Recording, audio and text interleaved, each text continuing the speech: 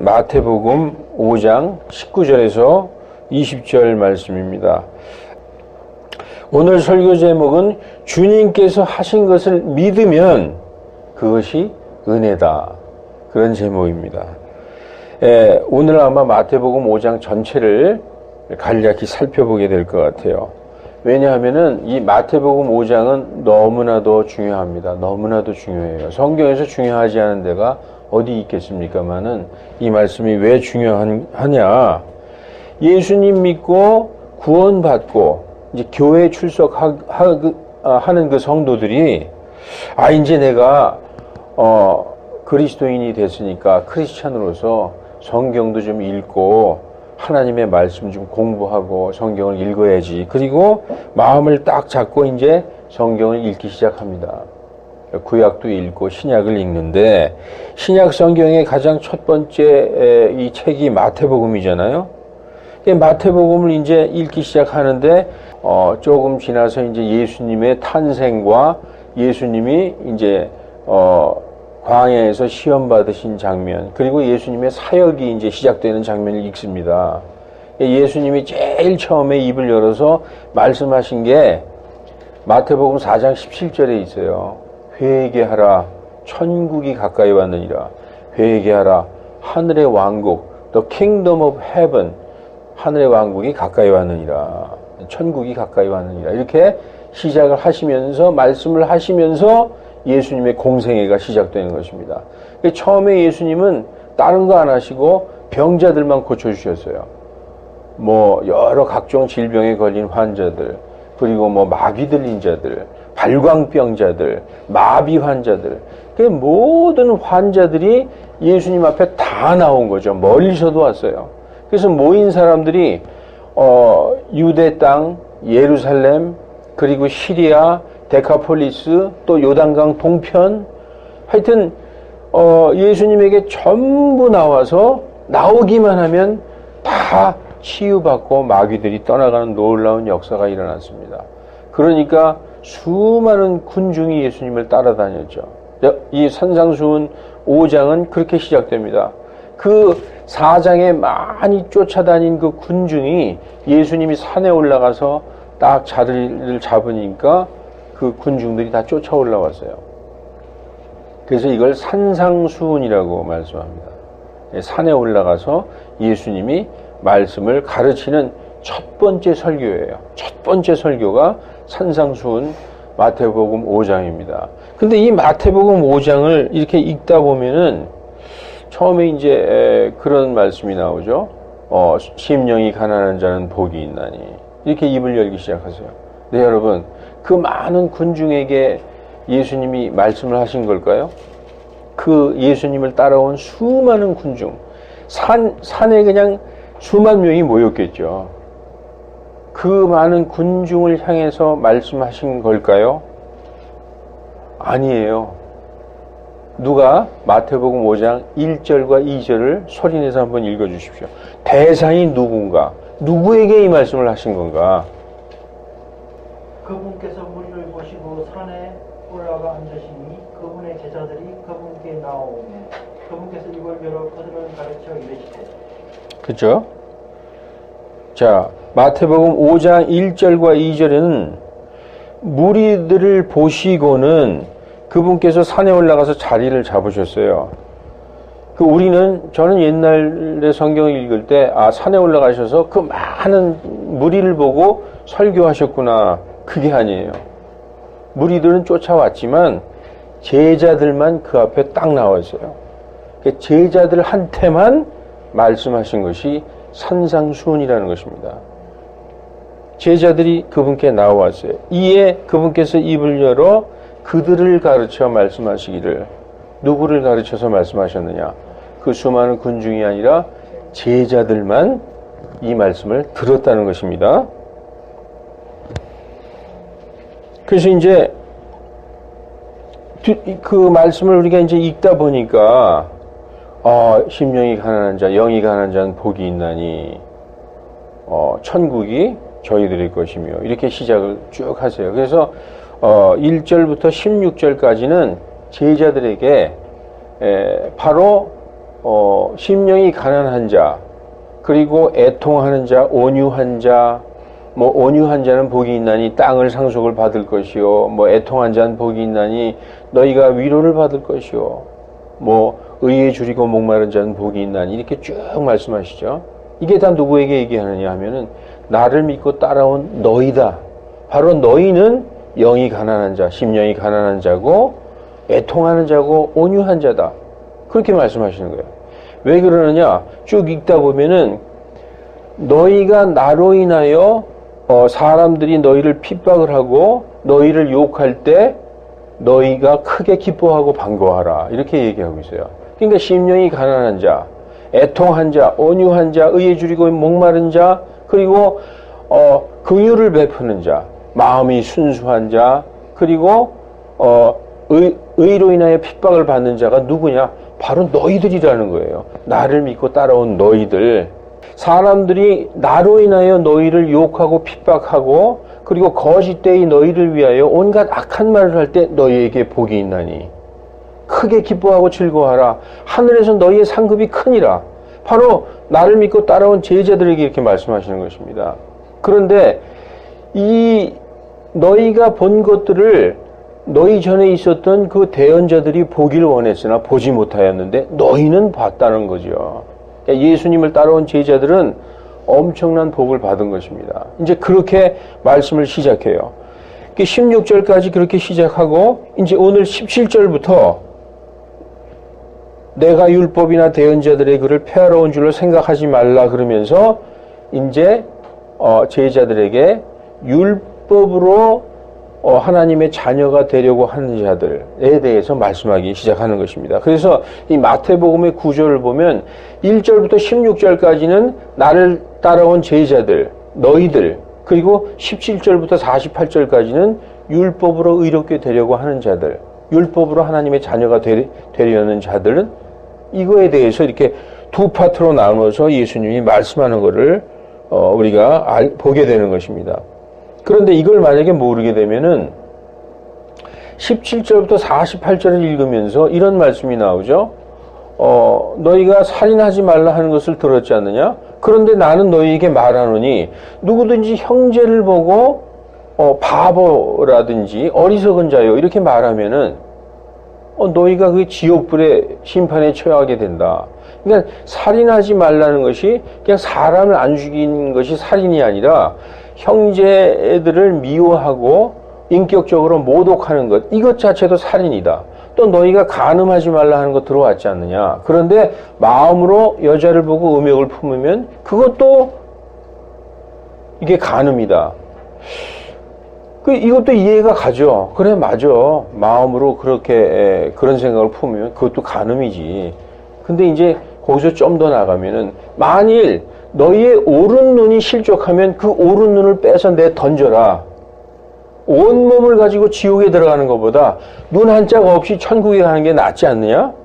그리고 만일 오른손이 너희를 실족하게 하느냐? 오른손을 잘라 내 던져라. 그러면 온몸 가지고 지옥 가는 것보다 팔 한 짝 없이 천국에 가는 것이 낫지 않느냐? 여기서부터 이제 심각해지는 거예요. 이거 이게 만약에 우리에게 주신 말씀이다. 우리에게 주신 말씀이다. 그렇게 생각하고 읽으면 이제부터 심각해지는 거죠. 그럼 내가 이제 예수님 믿고 그리스도인이 돼서 예수님의 말씀대로 살아야지라고 생각했는데 어쩌다가 내가 죄를 져서 뭘 잘못했다? 눈 한 짝 빼야 되고 또 뭐 잘못했다? 팔을 잘라버리라는 것은 행위를 얘기하는 것이거든요. 눈을 빼버리라는 것은 악의 그 근원을 몸에서 제거하라는 거예요. 예를 들어서 어떤 멋있는 여자를 봤어요. 그래서 거기서 내가 음욕이 품었다. 어디가 시작이죠? 내 눈이 시작이잖아요. 내가 죄를 짓게 된 그 근원을 뽑으라는 거죠. 그리고 만약에 내가 팔을 잘라버렸다는 것은 내가 어떤 실질적으로 간음을 했다. 그 간음을 한 그 부분을 잘라버리라는 거예요. 이 예수님의 말씀을 듣다 보면은 야, 이거 벽에 딱 부딪혀요. 그래서 성도들이 성경을 읽다가 이 부분을 넘어가든지 아니면은 야, 나는 이거 감당할 수 없다. 이렇게 되는 것입니다. 근데 이제 오늘 말씀을 한번 살펴보면은 이 말씀이 얼마나 은혜로운 말씀인가 알게 되는 것입니다. 자, 말씀을 한번 보시면 마태복음은 5장 1절부터 48절까지 구성이 되어 있는데 1절부터 16절은 천국, 즉 하늘의 왕국에 이미 들어간 너희 제자들에게 말씀하신 거예요. 즉 나를 믿고 따라온 너희들은 영적으로 이 복음은 영적인 거잖아요. 영이 가난한 자는 복이 있나니, 그리고 애통한다, 온유하다, 이거 다 영적인 얘기거든요. 이 복음은 영적이에요. 너희에게 이른 말들이 영이요 생명이니라 이렇게 써 있어요. 예수님의 입에서 나온 모든 말씀은 영적인 거라는 거예요. 영이라는 것이죠. 그래서 영적으로 구원받은 자들에게 하신 말씀이고, 그렇기 때문에 너희는 하나님의 아들이라는 거예요. 그 말씀 중에 마태복음 5장 9절에 이런 말씀이 있어요. 화평케 하는 자들은 복이 있나니 너희가 하나님의 자녀들이라 불릴 것이요. 이렇게 말씀하고 있죠. 이것은 구원받은 제자들에게 하신 말씀이고, 17절부터 48절까지는 율법을 철저히 잘 지킨다고 하는 자들, 자, 너희가 보듯이 서기관들과 바리새인들이 있지 않느냐. 그들은 스스로가 어떻게 얘기하느냐. 율법에 관한 한 흠이 없는 자다. 우리는. 왜냐? 태어나서 지금까지 율법을 철저히 지키고 있기 때문에. 그런데 그 율법을 지킨다는 진정한 의미가 무엇인가? 이 17절부터 47절까지 가르쳐주고 있는 거예요. 그러면서 그거는 율법 지키는 게 아니라 율법 조문에 그 글자로 써 있는 것 말고 그 글자에 담겨 있는 영적인 의미까지 지켜야지 그게 율법을 지키는 것이다. 그렇게 예수님이 말씀하고 있는 것이죠. 그래서 율법을 이렇게 완전하게 지켜야 문자적으로뿐 아니라, 자 보십시오. 살인하지 말라. 살인 안 했어요. 아, 나 율법 지켰다. 아니라는 거예요. 예수님은. 형제들을 미워하고 인격적으로 살인했다, 무시했다, 이것도 살인이라는 거죠. 거기까지 지켜야 율법을 지킨 거라는 거예요. 서기관과 바리새인들은 율법책에 나온 걸 다 지켰어요. 그러면 어떻게 된 걸까요? 50%밖에 못 지킨 거예요. 왜냐? 그 영적인 것은 간과했기 때문에. 그러면 50%가 될까요? 50%도 안 되는 거죠. 율법의 영적인 의미는 99%예요. 문자적인 의미는 모기 같은 겁니다. 그것만 지킨 거죠. 그래서 예수님은 지금 그걸 얘기하신 겁니다. 그래서 복음을, 예수님을 믿어서 하나님의 자녀가 된 너희들은 화평케 하는 자들이고 너희들은 하나님의 자녀들이 되었지 않느냐. 그런데 17절부터 48절은 율법을 철저히 행함으로 문자적인 것뿐만 아니라 영적인 의미까지 다 지켜서 하나님의 자녀가 되는 것이 있다. 그리하면 너희가 하늘에 계신 너희 아버지의 아이들이 되리니, 이렇게 말씀하고 있어요. 이거는 여러분 한번 들어보십시오. 살인하지 말라. 그거는 문자적으로 살인하지 말아야 되고 영적으로도 살인하지 말아야 돼요. 간음하지 말라. 그러면 문자적으로도 간음하지 말고 영적으로도 간음하지 말아야 돼요. 이 말씀의 대상이 누군지를 몰라서 그런 것입니다. 그래서 그런 걸 다 지켜야, 율법으로 그런 걸 다 지켜야 하나님의 자녀들이 되는 것. 그러니까 1절부터 16절은 예수님을 믿고 하나님의 자녀들이 되는 것이 나오고, 17절부터 48절까지는 이 율법책에 있는 모든 것을 다 지켜서 하나님의 자녀들이 되는 것. 이 두 가지가 나오는 것입니다. 여러분, 당시 유대인들, 이스라엘의 선생이었던 서기관들과 바리새인들이 율법을 지킬 때 문자뿐 아니라 영적인 의미까지 다 지키고 그렇게 백성을 가르쳤을까요? 아니죠. 그들은 오직 문자적으로만 지키라고 가르쳤어요. 그들은 문자적으로는 지켰을지 몰라도 영적으로 지키는 것은 불가능했습니다. 그 율법을 문자적으로 영적으로 완벽하게 지킬 수 있는 사람은 한 사람밖에 없었어요. 누굴까요? 예수님이에요. 사람으로 오신, 말씀이 육신이 되어 사람의 육신을 입고 오신 그 예수님만 가능한 거였습니다. 예수님이 지금 오늘도 본문에서 말씀하시죠. 진실로 18절 진실로 내가 너희에게 이르노니 하늘과 땅이 없어지기 전에는 율법에서 1.1획도 결코 없어지지 아니고 마침내 다 내가 성취하리라 이렇게 말씀하신 거예요. 내가 성취하겠다 그 말씀하신 거죠. 나는 율법을 폐하러 온 게 아니다. 이 율법의 문자적이고 영적인 그 모든 것을 완전하게 성취하러 왔다. 그러므로 내가 철저하게 율법의 1.1획도 남기지 않고 다 성취하겠다.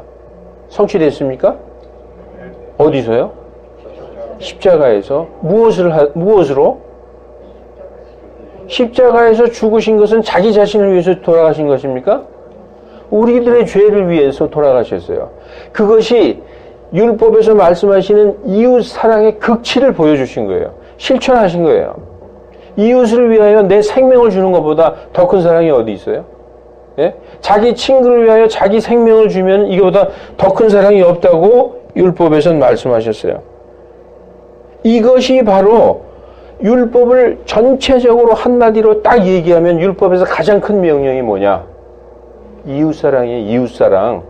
내 이웃을 너 자신같이 사랑하라. 이게 율법의 가장 큰 명령이에요. 우리는 잘못하면 그렇게 할 수 있죠. 하나님을 사랑하라. 이게 제일 큰 명령 아니냐? 하나님을 사랑하는 것은 이웃을 사랑하는 것을 보여야 하나님을 사랑하는 것이구나. 이것을 알 수 있다고. 그래서 율법과 대언자는 이 명령 하나에 달려있다. 내 이웃을 내 몸같이 사랑하라. 이것이 율법이요 선지자다라고 성경은 말씀하고 있습니다. 그것을 예수님은 십자가에서 이루신 것입니다. 그래서 한국의 성도들은 이 마태복음 5장 17절에서 48절을 읽으면서 고민하기 시작하는 거예요. 야, 내가 이거 천국에 가려면 이 잘못하면 이거 눈도 다 빼고 팔도 다 잘라지고 이거 난 못하는데 여기서 고민하게 되는 거죠. 왜냐하면 그 말씀을 그대로 다 지켜야 하나님의 자녀들이 되고 완전한 자가 된다라고 써 있어요.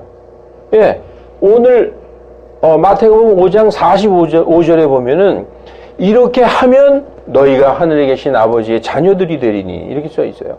이런 걸 다 지키면 뭐 영적으로도 다 이런 거 율법에 있는 걸 다 지키면 하나님의 자녀가 되리니 이것은 율법으로 하나님의 자녀가 되는 방법이에요. 그걸 문자적으로 영적으로 다 지켜야 되는 것이죠. 그러면 맨 마지막 절에 48절에 완전한 자가 된다는 것이죠. 그런데 그게 우리에게 해당되는 말씀일까요? 여러분 할 수 있는 분 있어요? 손 한번 들어보십시오. 나는 마음으로도 살인 안 하고 간음도 안 하고 절대 맹세도 안 하고 또 뭡니까? 이혼 같은 것도 안 하고 그리고 눈은 눈으로 이는 이로 율법에 그렇게 써 있잖아요. 그러나 나는 너희에게 말하노니 악에게 맞서지 마라. 누가 너희의 오른뺨을 때리거든 왼뺨을 내놓고 누가 너희의 덧옷을 재판해서 고소해서 덧옷을 뺏으려고 하거든 겉옷까지 벗어줘라. 누가 너희에게 오리를 나하고 같이 가자고 얘기하거든 심리를 가주라. 너희에게 빌리러 오거든 거절하지 말고 다 빌려줘라. 여러분 하실 분이 있어요? 내가 아무리 예수 잘 믿어도 가서 누가 와서 딱이를 하는데 딱 때려보세요. 바로 그냥 그죠 여러분? 우리 불가능한 거예요. 이게 너희가 나를 믿고 따라온 너희는 복이겠나니 이렇게 말씀하신 거죠. 나를 믿은 너희는 심령이 가난한 자라는 거예요. 여러분 예수님의 복음을 믿고 따르게 되면 우리 심령이 가난하게 돼요. 심령이 가난한 건 뭐냐 하면은 회개하는 마음이 생기는 거예요. 내 주먹을 믿고 살던 사람이 낫게 되는 거죠. 그래서 뭐라고 고백하느냐? 주여 내가 죄인입니다. 이 죄인을 용서하여 주시옵소서. 심령이 가난한 자가 되고 애통하게 되는 거예요. 이게 누구 때문에 그렇게 되느냐? 예수 그리스도의 복음 때문에 그렇게 되는 거예요. 예수님이 우리에게 들어오시면은 내가 애통한 자가 되고 온유한 자가 되고 긍휼을 베푸는 자가 되고 모든 사람과 화평하는 자가 되는 것이죠. 마음이 순수한 자가 되는 거예요. 하나님을 보게 되는 거예요. 그리고 의로 인하여 핍박을 받는 자가 되는 것입니다. 그러면 너희가 복이 있는 자니 하늘에서 너희의 상급이 크니라. 제자들에게. 왜냐? 그 수많은 무리에게 얘기하면 무리들은 아이, 또 이상한 얘기 하네. 그냥 병만 고치면 되지. 저 선생님은 가끔가다 이상한 얘기 해가지고 우리를 헷갈리게 만들어. 받아들이지 못하는 거죠. 그러나 예수님은 창세전부터 택하신 그 제자들을 알고 있었어요. 그냥 예수님이 4장에 보면 베드로에게 너는 나를 따르라. 그냥 버리고 그냥 마치 무슨 홀린 사람처럼 그냥 다 따라갔어요. 그런 제자들에게 말씀하시는 거예요. 그런데 그 제자들도 지금 율법 아래에 있는 사람들이에요. 오히려 지금 우리보다도 복음과 율법에 대해서 구별을 못하는 사람들이죠. 왜냐? 평생을 율법에 아래서 살아왔기 때문에. 그래서 일단 예수님은 제자들부터 율법과 복음에 철저하게 알 수 있는 그거를 가르칠 필요가 있었던 거죠. 자, 아까도 말씀드렸지만 살인하지 말라, 간음하지 말라, 아내를 버리거든 이혼 증서를 주라, 거짓 맹세하지 말고 만약에 내가 맹세한 것을 주께 지켜라. 이거는 다 문자적인 건데 예수님은 다 영적으로 다시 풀어서 말씀해 주셨어요. 근데 이거를 다 우리가 지켜서 행해야만 하나님의 아들이 될 수 있다. 이건 불가능한 거라는 거죠. 그리하면 너희가 하늘에 계신 하나님 아버지의 자녀들이 될 것이다. 내가 말한 것 같이 이런 영적인 것들 중에 하나라도 어기지 말고 다 지켜 행하라. 그것이 율법의 1.1획도 남기지 않고 다 지키는 것이다. 서기관과 바리새인들보다도 더 뛰어넘게 잘하는 것이다. 이렇게 말씀하고 있어요. 여러분, 이게 우리에게 이 주신 말씀이라고 생각하십니까? 아니라는 거예요. 율법을 지켜서 하나님의 자녀가 되려고 하는 자들은 이런 것을 다 지켜야 된다. 영적인 것까지도. 이것은 불가능한 것이에요. 근데 우리는 가능해요. 어떻게 가능하냐? 예수님을 믿음으로 말미암아 예수님이 지키시고 성취하신 것을 예수님과 한 몸이 되어 있는 우리 것이 된 것이죠. 그게 바로 은혜라는 것입니다. 여러분들, 나를 믿는 너희는 땅의 소금이요 세상의 빛이다. 세상에서 소금의 짠맛을 내고 세상에서 너희의 빛을 발해라. 곧 믿음의 선한 행실을 보여라. 그리하여 세상 사람들이 너희의 선한 행실을 보고 하늘에 계신 하나님의 아버지께 영광을 돌리게 해라. 사람들이 너희의 행실을 보고 하나님을 인정하고 믿게 해라. 내 말을 믿고 나를 받아들이는 자는 영이 가난하게 될 것이다. 애통하는 마음으로 회개하게 될 것이다. 그러나 나와 복음으로 인하여 세상에서는 핍박을 받게 될 것이다. 그렇게 말씀하신 것입니다. 이어지는 17절에 내가 율법이나 대언자들을 파괴하러 온 줄로 생각하지 말라. 이렇게 말씀하고 있어요. 17절 한번 보실까요? 내가 율법이나 대언자들의 글을 파괴하러, 폐하러 온 줄로 생각하지 말라. 예수님이 오시기 전까지 하나님의 선택된 백성, 이스라엘 백성들은 모두가 율법을 지키고 있었고 그 율법을 철저하게 지켜서 천국에 들어간다라고 믿는 그러한 시대에 살고 있었어요. 그러나 사실 그 시대에도, 그 율법 시대에도 율법을 행함으로 들어가는 게 아니라 천국에 들어가려면 어떻게 들어가야 됩니까? 성경은 모든 시대에 걸쳐서 오직 믿음으로 구원받는다라고 말씀하고 있어요. 뭘로 구원받는다? 오직 믿음으로. 율법 시대에도 믿음으로, 지금 이 복음 시대에도 믿음으로 구원받는 거예요. 율법 시대에는 율법을 지켜서 구원받는다. 아니라는 것이죠. 구약 시대에도 하나님을 믿는 자들은 천국에 들어갔어요.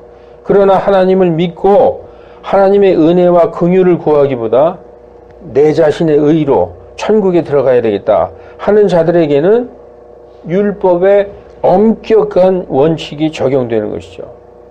내가 하나님을 믿고 하나님의 은혜로 내가 천국에 들어가겠다 하는 자들에게는 하나님의 긍휼이 적용이 되는 것이지만 내가 한번 해보자, 내 의로, 그러면 뭐가 적용되느냐?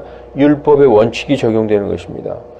여러분, 성경 잘 모르고 때로는 죄도 짓고 하지만 하나님을 두려워하면서 자신이 죄인임을 인해서 내가 죄인이구나 이 마음을 가지고 하나님께 죄송한 마음을 갖고 사는 사람들과 나는 평소에 하나님 말씀 잘 지키고 율법 잘 지키면서 살아왔기 때문에 하나님 앞에서 당당하다 하는 사람과 누가 천국에 들어갈 수 있을까요? 누가 천국에 들어갈 수 있을 것 같아요? 하나님을 두려워하는 것이 그게 바로 성경에서는 지식의 시작이다. 지혜의 시작이다. 이렇게 생각하고 있어요. 여러분, 주님을 두려워한다는 것이 무슨 뜻인지 아십니까? 주님을 두려워한다. 그게 바로 주님을 경배한다는 거예요. 경외한다. 경배자들의 마음이 바로 하나님을 두려워하는 것. 그게 경배자의 마음이에요. 하나님을 두려워하지 않는다는 것은 하나님의 말씀을 두려워하지 않는다는 거예요. 그건 하나님의 경배하고 두려워하지 않는 것이죠. 우리는 성경에서 율법도 어기고 때로는 죄도 짓지만 하나님을 믿는 자들은 죄인이라도 천국에 들어가는 것을 볼 수 있어요. 다윗도 그랬고 누가복음 18장의 세리도 그랬습니다.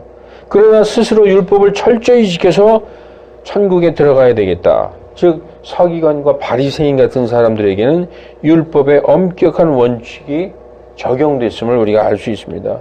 율법의 원칙은 이거예요. 하나가 전부고 전부가 하나. 그러니까 율법 전체를 지키다가 하나를 범하면 율법 전체를 어긴 게 되는 것이죠. 유죄가 되는 거예요. 평생 율법 잘 지키다가 하나를 어쩌다가 어겼어요. 그러면 뭐 어떻게 되느냐? 재판에서 유죄 판결이 되는 것이죠. 평생 잘 지켜도 하나 범하면 유죄되는 것입니다. 그러므로 율법의 의로는, 다시 말해서 율법을 철저히 지켜서 천국에 가려는 것은 불가능하다. 그러나 예수님 오셨을 때 이스라엘 백성들은 율법을 지켜서 천국에 가려고 하는 서기관 바리새인들이 백성들의 선생이었어요. 예수님이 오셨을 그 당시에 이스라엘은 율법 시대였었고 율법을 가르치는 서기관과 그 바리새인들이 백성들의 종교 지도자였던 때였습니다. 그들은 열심히 율법을 지키고 심지어 율법책에 기록되지 않은 것까지 만들어서 지키고 백성들에게 지키라고 강요했어요. 가르쳤어요. 여러분, 초기 바리새인들의 의도는 참 좋았습니다. 왜냐하면 우리 민족이 이렇게 멸망당하고 포로로 70년 동안 바벨론에 끌려갔다가 거기서 노예 생활을 한 것은 우리가 하나님의 말씀, 즉 모세의 율법을 어기고 하나님의 언약을 어겼기 때문에 우리가 이러한 정말 고통을 당했구나. 그러므로 우리가 철저히 회개하고 하나님의 말씀으로 돌아가서 그 말씀을 지키자 하는 그 회개 운동이 일어났기 때문에 초기의 바리새인들의 의도는 좋았어요. 그런데 시간이 지나면서 마음보다 하나님을 두려워하고 하나님을 사랑하는 마음, 이웃을 사랑하는 마음, 이런 것보다도 자기의 의를 강조하는 행위에 치중하기 시작한 거예요. 마음보다 행위에 치중을 하기 시작했다는 것이죠. 하나님을 두려워하기보다는 자기의 행위를 자랑하기 시작한 것입니다. 내가 이렇게 열심히 잘 지키고 있으니까 나는 당연히 구원받겠지 하는 자만심과 교만심이 생기기 시작한 거예요. 근데 여러분, 누가복음 18장에 보십시오. 두 사람이 기도하러 성전에 올라갔어요. 한 사람은 바리새인이고 한 사람은 세리였었어요. 바리새인은 성경을 철저히 가르치고 율법을 철저히 지키는 사람이고, 세리는 백성들이 생각할 때 저 죄인의 대명사가 세리였었어요. 두 사람이 기도합니다. 바리새인은 하나님 감사합니다. 저는 율법을 철저히 지키고 있고 내 소유의 11조도 잘하고 있습니다. 일주일에 2번 금식까지 합니다. 하나님 저 잘하고 있죠? 하는 바리새인과 세리, 죄인인 세리는 이렇게 기도합니다. 감히 하늘을 우러러 쳐다보지도 못하고 자기 가슴을 치면서 주여 이 죄인에게 긍휼을 베푸소서. 누가 하나님, 그 성경에서 뭐라고 써 있느냐? 그 세리가 의롭게 되어서 내려갔다. 그러니까 하나님 앞에서 자신을 낮추고 내가 죄인입니다. 하나님의 긍휼을 원하는 자세, 하나님을 두려워하는 자세, 이게 바로 하나님이 원하고 하나님이 구원하시는 자라는 것이죠. 그런데 그때 예수님 오실 당시에 이스라엘 그 사회는 서기관과 바리새인들이 백성들을 가르치고 백성들의 모범이 되고 선생이 되었던, 그러니까 위선자, 교만한 자들이 가르치는 세상이었었죠. 예수님이 볼 때는 아니었던 겁니다. 예수님께서 마태복음 5장, 오늘 5장의 산상수훈의 설교를 하실 때에 그 시대적 상황, 바로 서기관과 바리새인들이 백성들을 율법으로 가르치고 군림하던 시대였었습니다. 그 율법 시대에 예수님께서 복음을 선포하기 시작한 거예요. 마치 창세기 1장에 그 어둠, 하나님께서 천지 창조하셨을 때에 어둠밖에 없었어요. 그런데 하나님께서 빛이 있으라 해가지고 그 빛이 들어온 것처럼 이 율법 아래 있는 이 어두움 속에 앉아있는 이 백성들에게 빛이 비치기 시작한 것입니다. 성경은 그때의 상황을 미리 이사야가 미리 예언했어요. 미리 예수님 오실 때의 상황, 그 어둠과 흑암 속에 사망의 저주 아래 앉아 있었던 그 이스라엘 백성의 상황을 700년 전에 이사야는 미리 선포했어요. 어둠 속에 다니던 백성이 큰 빛을 보았고 이 큰 빛이 바로 예수 그리스도예요. 어둠 속에 다니던 백성, 사망의 그늘진 땅에 거하는 자들, 그 율법 아래 있는 것은 저주 아래 있는 것이요, 암흑 아래 있는 것이요, 사망의 그늘 아래 있는 것이라는 것이죠. 그런데 복음이신 예수님이 오시면서 그 암흑 속에 빛이 비치기 시작하였다. 그 예수님이 사역을 시작하는 마태복음 4장 14절, 15절, 16절도 이 이사야서를 그대로 인용해서 말씀하고 있어요. 예수님을 따르는 수많은 군중들은 사망의 율법 아래 있었고, 다시 말해서 이스라엘 백성 전체는 사망의 율법 아래 있었고, 예수님을 따르는 제자들도 예수님을 믿고 따라왔지만 아직도 율법의 행위 아래 있었던 것이죠. 이 산상수훈의 말씀은 예수님을 따라온 모든 군중들을 향해서 하신 설교가 아니라, 다시 말씀드리지만 제자들에게 하신 말씀입니다. 그러므로 그분을 믿은 제자들에게 하신 말씀으로서 그분을 믿는 모든 시대의 그리스도인들에게도 하신 말씀인 것이죠.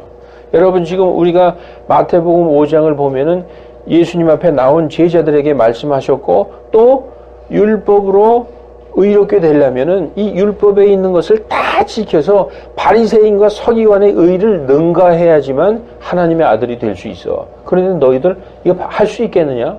제자들이 가만히 들을 때, 아, 우리는 예수님을 믿고 예수님의 은혜로 하나님의 자녀들이 되었지만, 내가 예수님을 알기 전, 그리고 우리 저 백성들은 율법의 사망의 그늘 아래 있구나. 도무지 율법을 지킬 수가 없는 것이구나. 율법으로는 하나님 앞에 의롭다 하실 육체가 없구나. 이걸 깨달아 알게 해주신 것이고, 지금 우리가 제3자로서 2000년 뒤에 이 성경을 보면서 예수님과 제자들 간의 대화를 보면서, 아, 예수님을 믿고 따라온 제자들은 구원받고 하나님의 자녀들이 되고, 율법책에 기록된 모든 대언자들과 선지자들이 얻기 원했고 알기 원했던 것을 이 제자들은 알았구나. 그러나 그 율법을 통해서 의롭게 하려고 하는 것은 불가능한 것이구나. 서기관과 바리새인의 의조차 뛰어넘어야 율법으로 하나님의 자녀가 되는 것이구나. 이거를 우리도 알 수 있는 거예요. 따라서 이 마태복음 5장의 기록은 우리들을 위해서 주신 기록이에요. 전 시대에 걸쳐서 모든 예수님을 믿고 구원받을 하나님의 자녀들을 위해서 마태복음 5장을 기록해 주신 것입니다. 이것을 보면 어떤 생각을 하게 돼요? 아, 예수님 믿고 우린 구원받았다. 예수님이 다 하신 거 우리는 믿기만 해서 구원받았다. 큰 은혜죠. 만약에 여러분 예수님 없이 우리가 구원받으려고 해봐요. 지금 5장 17절부터 48절에 기록된 문자적인 것뿐 아니라 영적인 의미까지도 완전히 지켜야 서기관과 바리새인의 의를 능가해서 하나님의 자녀들이 될 수 있어요. 가능하십니까? 불가능한 겁니다. 우리가 지금 이 시대에 율법을 가르치는 자가 있다면 그건 가장 사악한 자예요. 하나님의 백성들을 완전히 또랑에 멸망의 길로 인도하는 거예요. 자기도 멸망으로 빠지지만 그 자기를 따라오는 자들을 다 멸망으로 인도하는 것이죠. 왜냐하면 사망의 저주로 끌고 가는 거예요. 이거 할 수 없는 거예요. 요즘 교회에서 율법을 지켜야죠. 율법이 뭔지 몰라요. 율법은 그렇게 지키는 게 아니에요. 11조 내고 무슨 이렇게 절기 좀 지키는 게 율법 지키는 겁니까? 아닙니다. 율법에 있는 영적인 것까지 다 지켜야 서기관과 바리새인의 의를 뛰어넘어서 하나님에게 인정받을 수 있다는 거예요. 사람으로 그런 사람은 한 분밖에 없어요. 예수님밖에 할 수 없는 거예요. 예수님은 율법을 성취하셨어요. 어디에서? 십자가에서. 그분 예수님께서 십자가에서 성취하신 그것은 한마디로 사랑을 성취하신 것입니다. 내 이웃을 내 자신과 같이 사랑하라. 율법의 가장 큰 모든 율법과 대언자들의 명령이 이 말씀에 달려있다 하는 이웃사랑을 십자가에서 성취하심으로 율법을 완성하신 것입니다.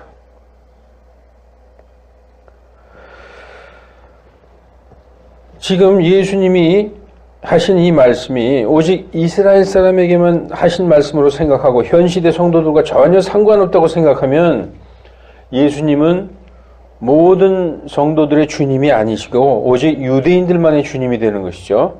마태복음의 직접적인 1차적인 수신자는 유대인들이 맞아요. 그러나 마태복음을 오직 유대인에게 주신 말씀으로 생각하고 이방 성도들과 우리 같은 이방 성도들과는 전혀 관계없다라고 생각하면 모든 성도들에게 주시는 중요한 진리를 간과하게 되는, 우를 범하게 되는 것입니다. 그러므로 오늘 마태복음 5장의 예수님의 이 가르침도 모든 시대, 모든 성도들에게 하신 말씀으로서 율법 아래 있는 자들이 율법에서 나와서 복음으로 들어와야 하는 이유를, 다시 말해서 예수님 자신을 믿어야 하는 이유를 가르쳐 주신 거죠. 다시 말해서 율법 아래 있는 자들에게 회개하여 복음으로 들어오라고 가르치신 그분의 첫 번째 설교입니다. 여러분, 그런데 예수님의 복음으로 구원받고 율법과 전혀 상관없는 현 시대 우리 이방 그리스도인들에게 율법 안으로 들어가서 율법을 지키며 살라고 가르치는 교회들이 너무나 많습니다. 뭔지도 모르고 그것을 열심히 따라가는 그러한 사람들도 너무 많은 것은 도대체 어찌된 일입니까? 그것은 거짓 선생들 때문입니다. 그들은 소경들이고 소경들을 따라가는 자들이 전부 다 또랑에 빠지는 것입니다. 여러분, 오늘 마태복음 5장 말씀의 결론은 오늘 본문 20절에 있습니다. 5장 20절에 이런 말씀이 있죠. 내가 너희에게 이르노니 너희 의가 서기관들과 바리새인들의 의를 능가하지 아니하면 너희가 결코 하늘의 왕국에 들어가지 못하리라. 자, 결론적으로 20절에서 말씀하신 서기관들과 바리새인의 의를 능가하는 의가 무엇입니까? 다시 말해서 율법의 의를 능가하는 의가 무엇인가? 그것은 바로 예수님의 복음을 믿음으로 말미암는 의다. 성경은 그렇게 말씀하고 있습니다. 믿고 구원받은 자들은 예수님께서 십자가에서 성취하시고 완성하신 율법의 문자적이고 영적인 의미까지 다 성취한 자들이 되는 것입니다. 빌립보서 3장 8절로 9절에 사도 바울은 이렇게 말씀하고 있어요. 당연히 모든 것을 손실로 여김은 그리스도 예수 나의 주님을 아는 지식이 월등함으로 인함이라. 내가 그분을 위하여 모든 것을 잃어버리고 단지 똥으로 여김은, 여기서 모든 것이 뭘까요? 율법을 다 버렸다는 것이죠. 다 똥으로 생각해 버렸다는 것이죠. 그 이유는 그리스도를 얻고 그분 안에서 발견되려 함이니 내게 있는 의는 율법에서 난 의가 아니요 믿음으로 말미암느니, 곧 예수 그리스도를 믿음으로 말미암아 하나님에게서 난 의다라고 말씀하고 있는 것입니다. 너희가 서기관과 바리새인의 의를 능가하지 못하면 결단코 하나님의 왕국에 들어가지 못하리라. 율법으로 서기관과 바리새인의 의를 능가할 수 있는가? 불가능하다. 서기관들과 바리새인들의 의를 능가하는 의는 오직 믿음으로 말미암는 의, 그리스도를 믿음으로 말미암아 하나님에게서 난 의라고 성경은 말씀하고 있습니다. 사랑하는 성도 여러분, 이 시대에 율법을 지키라고 가르치는 자 있으면 얼른 나오시기 바랍니다. 그런 어리석은 자를 따라서 똑같은 어리석은 자가 되지 말고 예수 그리스도의 반석 위에 굳게 서서 진리의 자유를 누리는 성도들이 다 되기를 주 예수 그리스도 이름으로 축원합니다. 기도하시겠습니다.